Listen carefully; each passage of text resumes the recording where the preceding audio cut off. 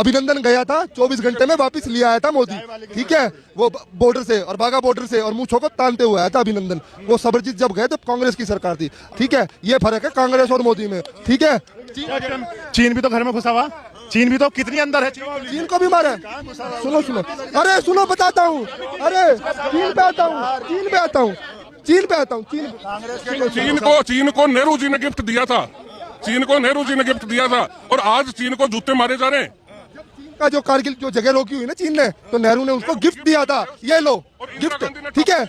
और ये जो आज हमारा जो अमरनाथ मानकलेश्वर यात्रा होती है, वहाँ पे हिंदू सीधा जाता था, आज चाइना का वीजा लेके जाना पड़ता है, वो भी नेहरू ने करवाया था। आप भूल गए हो, क्योंकि ये हिंदुस्तान की जनता है भाई, 10 दिन में सब कुछ भूल जाती है। अगर दाऊद भी इस देश में ना फ्री की रोटी बांटे ना, तो मेरे को लगता है इस देश की जनता जरूर दाऊद को ही वोट दे सकती है। इतना हराम के खाने की आदत पड़ी हुई है, कमा के खाना नहीं है, शाम को पीने की मिल जाए और रोटी मिल जाए गुरुद्वारे में या कहीं भी, ठीक है, और कुछ नहीं करना। क्या लग रहा है नरेंद्र मोदी के हाथों में देश सुरक्षित है?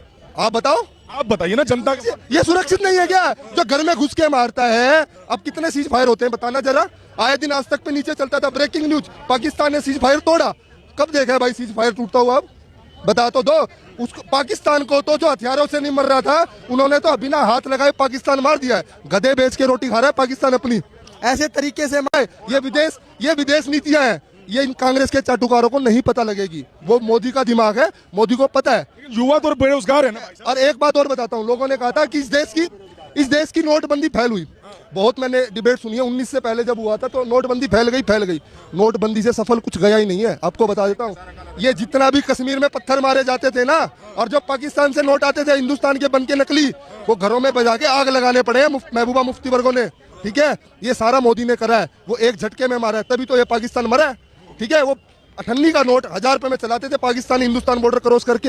ये हुआ नोटबंदी का फायदा। लेकिन भाई हमें नहीं पता लगेगा, हमें खाने की हराम की आदत पड़ी हुई है। मैं अपने आप को ही मानता हूँ, मुझे भी पड़ी हुई है। क्या लग रहा है जब जनता वोट दबाएगी और पेटियां भर देगी ना, तो जो कुछ इस देश में 2-4% लोग हैं, वो कहेंगे कि ईवीएम हैक हो गई है, बस यही है। वो जब हिमाचल जीत गए तो ईवीएम सही है, वो जब कर्नाटक जीत गए तो ईवीएम सही है। जैसे ही वो कोई हारते हैं तो ईवीएम खराब है। राहुल गांधी से एक बात पूछ लेना, राहुल गांधी को सब मिलके कह दो कि आप प्रधानमंत्री हो, अगर आप हार गए ना तो हाथ जोड़ के विनती है, बेचारी ईवीएम को कुछ मत कहना, वो ना तो बोलती है ना कुछ खाती है, उसको क्यों बदनाम करते हो यार, ठीक है। आपको परेशान किया हुआ है मोदी ने, आप मोदी को गाली निकालो, वो जितनी गाली खाएगा वो उतनी तरक्की करेगा। सबसे बड़ा मोदी का स्तंभ है राहुल गांधी, वो बनाते हैं उसको बेचारा प्रधानमंत्री। जबान फिसल जाती है, एक ही घोटाले को 1036 करोड़, एक ही घोटाले को 2036 करोड़, एक ही घोटाले को खाली 36 करोड़।